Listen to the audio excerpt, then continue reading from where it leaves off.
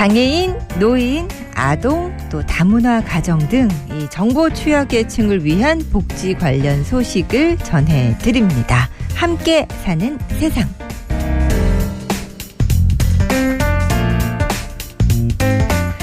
장애인 생활신문의 차미경 기자 연결돼 있습니다. 안녕하세요. 네, 안녕하세요. 네, 첫 번째는 보니까 체육 분야에 재능이 있는 장애 학생들을 위한 소식이 있네요. 네, 맞습니다. 교육부가 체육 교육에 특화된 학교를 설립하기로 한 건데요. 국내 최초로 추진되는 겁니다. 올해 2월부터 부설학교 설립이 가능한 국립대학교를 대상으로 공모를 실시했는데요. 네. 한국교원대학교가 최종 선정됐고 이에 따라 총 464억 원의 예산이 지원된다고 합니다.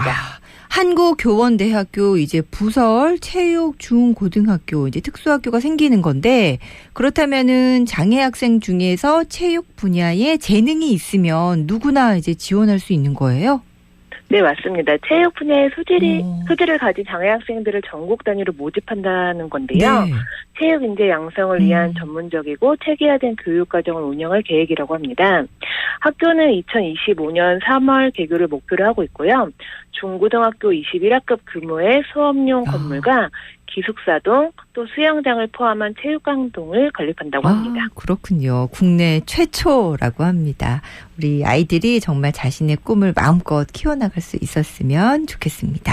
그리고 두 번째는 보니까 또 여러 가지 지원 서비스가 있네요. 네, 먼저 잠복 결핵 판정을 받은 분들에 관한 소식인데요. 내일부터 건강보험으로 치료비 전액을 지원받을 수 있게 됐습니다. 잠복 결핵은 결핵균에는 감염돼 있지만 몸속에 들어온 결핵균이 활동하지 않아서 결핵이 발병하지 않는 상태를 뜻하는데요. 네. 하지만 이 잠복 결핵 감염의 10%는 활동성 결핵으로 발병할 수도 있다고 합니다. 그렇다면 그동안은 어떻게 지원이 이루어졌었어요?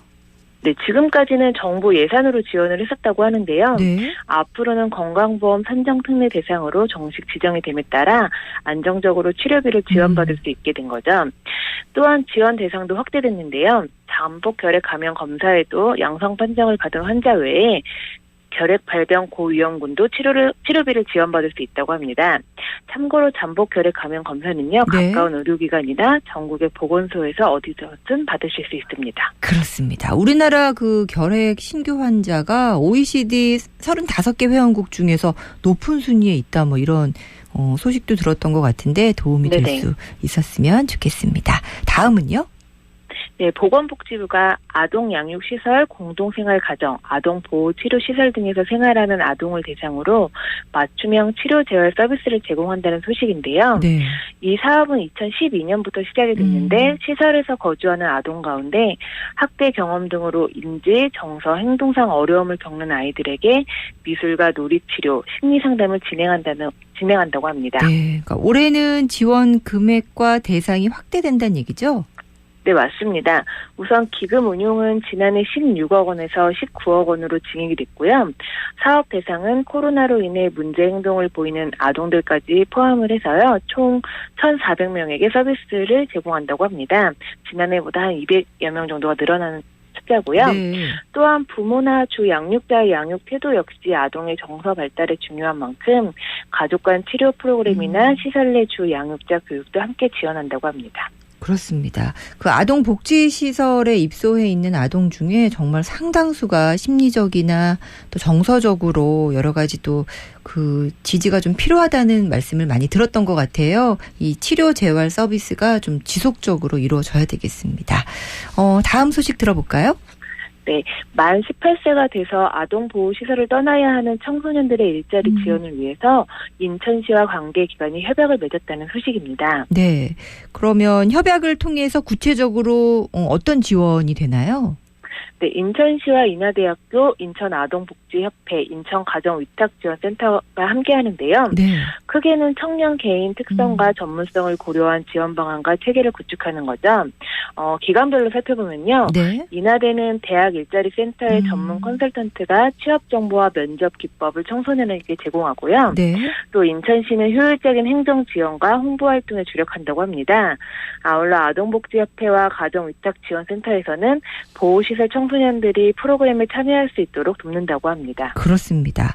그러니까 아동 보호 시설에 있다가 만 18세가 되면은 제가 알기로는 한 500만 원 정도의 지원금을 가지고 이제 나가야 되는 거예요. 정말 사회로 네네. 내던져지게 되는 건데 제가 이렇게 상상을 해봐도 상당히 암담할 것 같거든요. 예, 일자리 이제 프로그램이 생긴다니까 반갑고 정말 많은 우리 청소년들이 기회를 잡을 수 있었으면 좋겠습니다. 그리고 마지막으로 짧은 소식 하나만 더 전해주세요. 네, 경기도가 올 9월부터 도내 주요 관광지에서 수어 해설 시범 서비스를 제공한다는 소식입니다. 이를 위해 경기도는 올해 처음으로 수어 해설 교육을 추진했는데요. 총 29명이 이수를 완료했다고 합니다. 이에 따라 오는 9월부터 수원 화성과 광주, 남한 산성 등에서 수어 서비스를 시범적으로 제공할 계획이라고 합니다. 네, 오늘도 다양한 소식 감사합니다.